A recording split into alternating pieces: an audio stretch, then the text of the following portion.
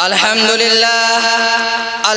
لله وحده والصلاة والسلام على من لا نبي بعده أما بعد قل إن الموت الذي تفرون منه فإنه ملاقيكم ثم تردون إلى عالم الغيب والشهادة فينبئكم بما كنتم تعملون. وقال النبي صلى الله عليه وسلم كن في الدنيا كأنك غريب أو عابر سبيل. پیام مرگ سے اے دل کیوں تیرا دم نکلتا ہے، پیام مرگ سے اے دل کیوں تیرا دم نکلتا ہے. مسافر روز جاتے ہیں یہ راستہ یوں ہی چلتا ہے. مومن کبھی ہوتا نہیں موت سے خائف، ایمان کا جوہر ہے بس اللہ سے ڈرنا. عمل سے زندگی پر غافلوں کا فخر کرنا ہے.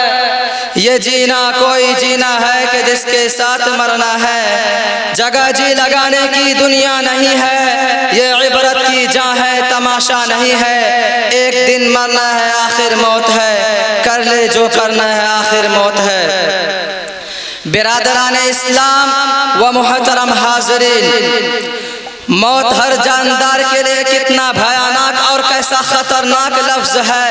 موت سے ہر شخص بھاگتا ہے، بچہ ہو یا جوان، بوڑھا ہو یا بوڑھی، مرد ہو یا عورت، جھوپڑیوں میں رہنے والے ہو یا کوٹھیوں میں، دیہاتوں کا رہنے والے ہو یا شہروں کا، مسافر ہو یا مقیم، موت کے اس تلخ گھونٹ کو کوئی پینا گوارا نہیں کرتا.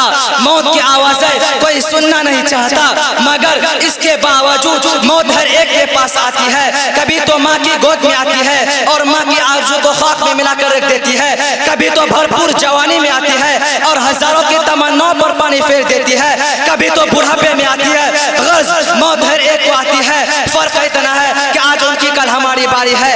اسی کو اللہ رب العزت نے قرآن کریم میں اس طرح ارشاد فرمایا قل ان الموت الذی تفرون منہ فإنہ ملاقیکم. اے نبی فرما دیجئے جس موت سے تم فرار کرتے ہو وہ تمہیں کہیں ضرور ملے گی، اور تمہیں اس مالک کی طرف لوٹنا ہوگا جو تمہارے ظاہر و باطن اور اندر و باہر کا علم رکھتا ہے. اور تمہیں کل قیامت کے دن جس میں اولین و آخرین جمع ہوں گے اور نفسی نفسی کا عالم ہوگا تمہارے اعمال سے تنبیہ کرے گا. اگر تم نے خدا اور اس کے رسول کے اطاعت و فرما برداری میں زندگی گزاری تو نامہ اعمال دہانے ہاتھ میں دیا جائے گا اور فرشتوں سے کہا جائے گا اسے جنت میں داخل کر دو اور یہ پیغام سناؤ کہ اب تمہیں کبھی بھی موت نہیں آئے گی. اور اگر تم نے خدا اور اس کے رسول کے قانون کو توڑ کر مخلوق خداوندی کو تکلیف دینے میں زندگی گزاری اور تم نے حلال کو حلال حرام کو حرام نہیں سمجھا، رشوت اور سود سے تم نے اپنے جیب کو بھرا تھا، یتیم اور بیوہ کی دولت پر تم نے ڈاکہ زنی کی تھی، تو کل قیامت کے دن ناکامی کا جھنڈا بائیں ہاتھ میں پیچھے کی طرف سے پکڑا دیا جائے گا اور فرشتوں سے کہا جائے گا اس کم بخت کو لے جاؤ اور جہنم میں اندامو ڈال دو. میرے دوستو، دنیا میں انسان دولت کمانے اور حاصل کرنے کی بڑی کوششیں کرتا ہے، دنوں میں تھک ہار کر، راتوں میں تھک ہار کر، خون پسینہ ایک کر کے جمع کرتا ہے. لیکن جب انسان کو موت آتی ہے تو اس کی روح پرواز کر جاتی ہے تو لوگ اس کی ساری دولت لے لیتے ہیں. اگر اس کے بدن پر کوئی زیور ہوتا ہے خواہ وہ معمولی ہی کیوں نہ ہو اسے بھی اتار لیتے ہیں اور اسے داروں سے سوائے کفن کے کچھ حاصل نہیں ہوتا، کوئی چیزیں اس کے ساتھ نہیں جاتی، ساری چیزیں ہی پڑی رہ جاتی ہے. لوگ نہلا دھلا کر کفن پہنا کر قبرستان کی طرف چل دیتے ہیں اور قبر میں دفنا کر سارے لوگ واپس چلے آتے ہیں، کوئی چیزیں اس کے ساتھ نہیں رہتا.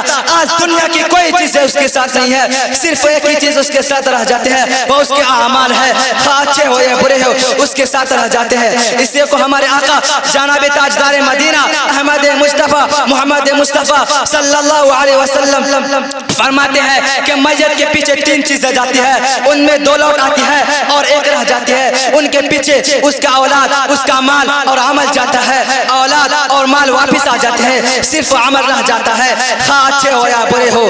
سوچنے کا مقام ہے وہ عمل جو قبر کی کٹھن گھڑی میں کام آنے والے ہیں وہ ہمارے پاس کتنا ہے، اور وہ آل و اولاد مال و متاع جو اس مشکل وقت میں ہمارا ساتھ چھوڑ دیں گے ہم اس کو جمع کرنے کے لیے کتنا فکر مند ہے.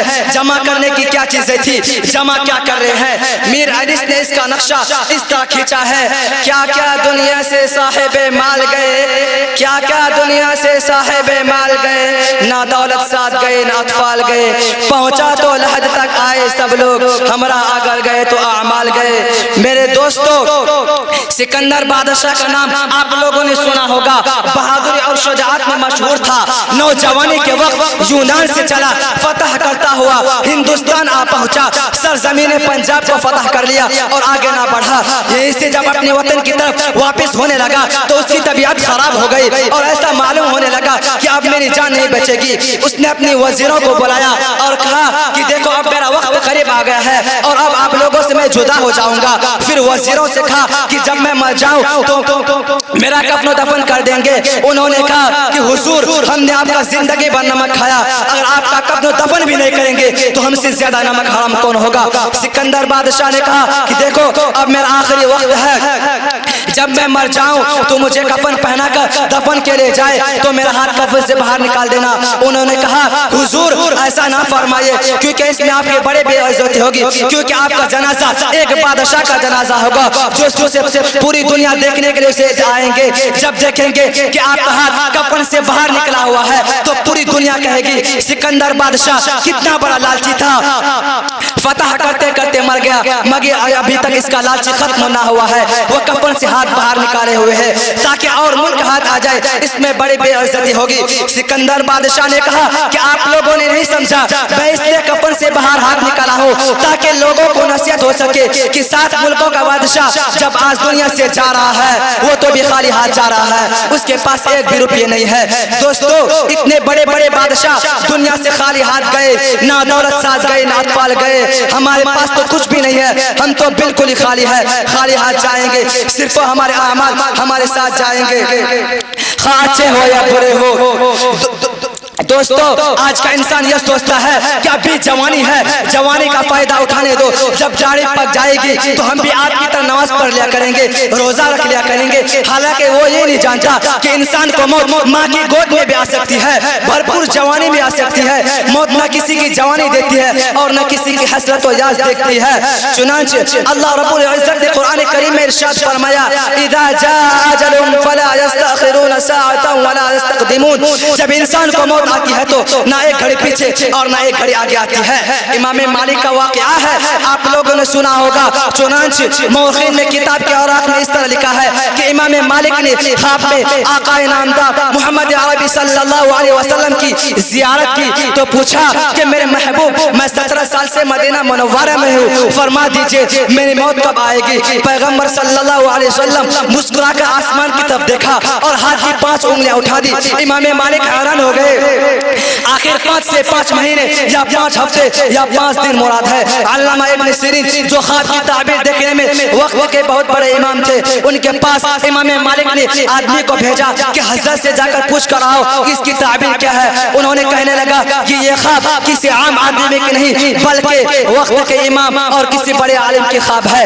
اس آدمی سے پوچھا گیا ذرا بتاؤ یہ خواب کس نے دیکھا ہے؟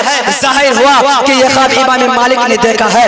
علامہ ابن سیرین نے کہا کہ آقا صلی اللہ علیہ وسلم نے قرآن کی وہی آیت پڑھی خمس لا یعلم الا اللہ، یہ موت کا علم 5 چیزوں میں سے ایک چیز ہے جن کا علم اللہ کے سوا کسی کو نہیں، 5 چیزیں جن کا علم اللہ کے سوا کسی کو نہیں۔ ان اللہ عنده علم الساعہ، اس کا علم اللہ کے سوا کس کو، قیامت کب آئے گی اس کا علم اللہ کے سوا کس کو ہے۔ وَيُنَزِّلُ الْغَيْثَ، بارش کب آئے گی اس کا علم اللہ کے سوا کس کو ہے۔ وَيَعْلَمُ مَا فِي الْأَرْحَامِ، عورت کے رحم میں بچہ ہے یا بچی، کچا ہے یا کچی، ایک ہے یا 2، پورا یا دھورا، سست ہے یا چست، یہ کس کو پتا۔ وَمَا تَدْرِي نَفْسٌ مَاذَا تَكْسِبُ غَدًا، کوئی شخص نہیں جانتا کہ وہ کل کیا عمل کرے گا۔ اسی بات پر اپنی تقریر کو ختم کرتا ہوں۔ وآخر دعوانا الحمد للہ رب العالمین۔